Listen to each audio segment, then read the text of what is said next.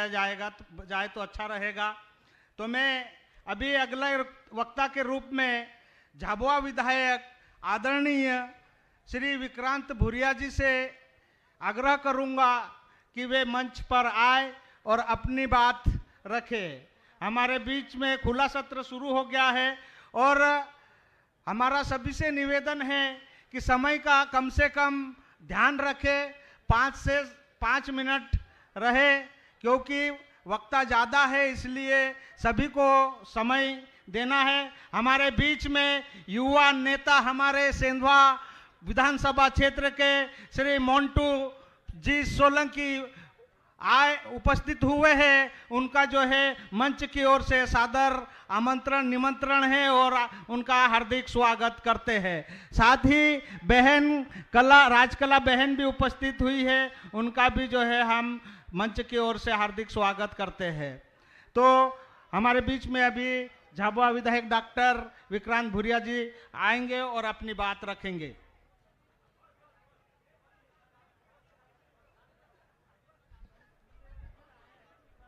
एक जोरदार नारे से शुरुआत करते हैं। जय जोहर का नारा है। आधे लोगों का ही भारत है क्या? सबका नहीं है क्या? तो सब लोग जोर से ताकत से दोनों हाथों से बोलो, जय जोहर का नारा है, जय जोहर का नारा है। अरे जो हमसे टकराएगा,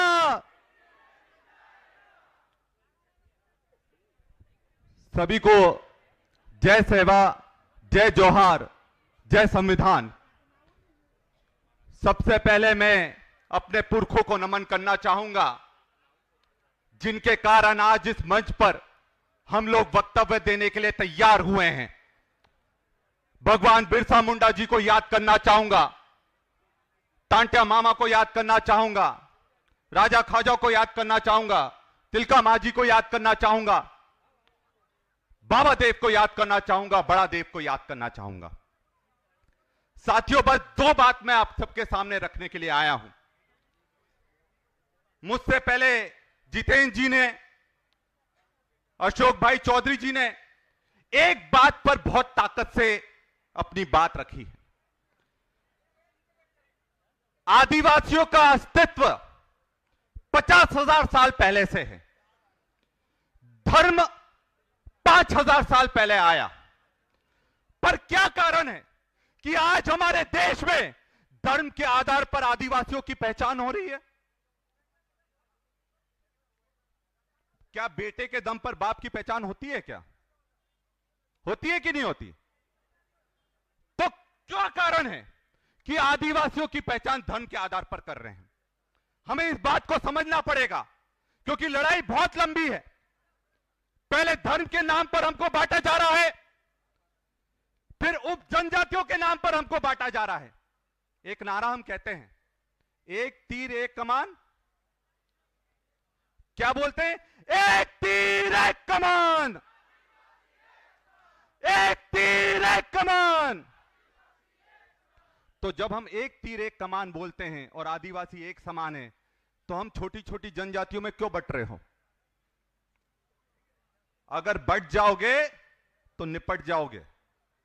इसलिए ध्यान रखो, सबसे पहले हमें आदिवासियों की लड़ाई लड़नी है, आपकी हमारी लड़ाई लड़नी है।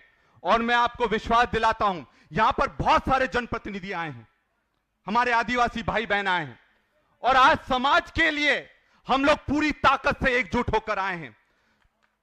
कोई अलग नहीं है, हम सबका खून एक है, हम सबकी जात एक है, हम सबके पूर्वज एक हैं। तो जब भी आदिवासी की बात आए, हम सब लोग एक हों। और आज जिस तरह का अत्याचार हो रहा है, हमसे जंगल छीने जा रहे हैं, हमसे जमीन छीनी जा रही है, हमसे हमारा अस्तित्व छीना जा रहा है, हमारी संस्कृति छीनी जा रही है।